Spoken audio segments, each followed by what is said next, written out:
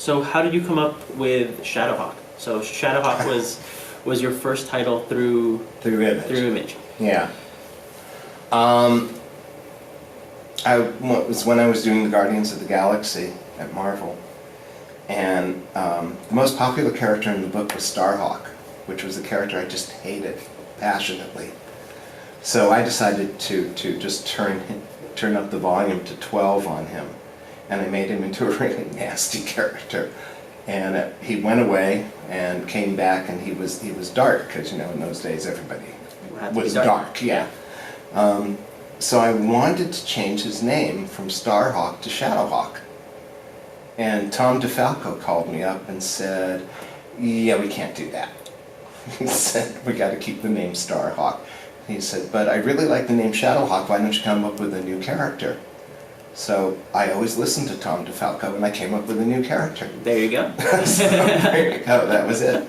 I love it. And so let's back up for a second, just back to where you and Rob were talking. What made you decide to roll the dice on kind of joining Image? Like, what was the thing that... There were a couple of things. It seemed to me that if it was just Rob and Eric and I, it would be okay, but probably wouldn't go over the mound. I mean, a lot of people had left Marvel and DC and done their art books and failed miserably. With Todd signing on, that, I think, put it over the top. And then, of course, when they got Jim Lee and Mark to sign on, well, that was just, what had once been an avalanche had just become an atomic bomb. And Jim, in the first meeting, brought in Wilkes, who was an incredible artist, really great guy. So it was sort of like, wow, how can this lose? Yeah. We're actually interviewing Wilkes on... Sweetest guy in the world, yeah, you'll love him. Yeah, at Ontario Comic Con in a few weeks, so... Yeah, great guy. Excited tell him to I talk said hello. We'll definitely tell him you said hello. And so, what other projects right now are coming out through Shadowline, and what's the... About a year or so ago, I just kicked it back, after working several hundred years, and just tired and wanted to take a little bit of a break. So I've only been doing Rat Queens for about the last year or so. In July, we're coming out with a book called Memoirs of a Very Stable Genius. It's by Shannon Wheeler. It's got a bunch of his stories in it and gag cartoons and stuff like that. So I'm really looking forward to that.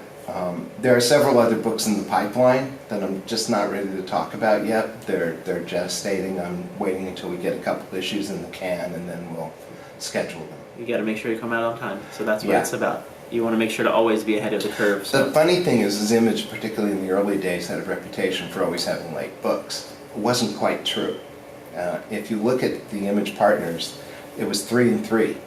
That there were 3 guys who did group books, who had large studios filled with mostly young artists, who loved nothing better than going out on tour and acting like rock stars, and all their books were late.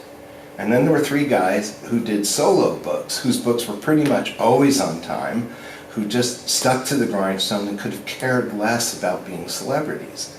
So I'll let you guys figure out which are which. I have some good questions. So one of them was directed towards me, but I'm going to ask you instead. Do you ever create characters based on people you know in real life? Almost every character that you create, the personalities, are usually an amalgam of various people that you've known in real life. That's where you draw personalities from. So, yeah.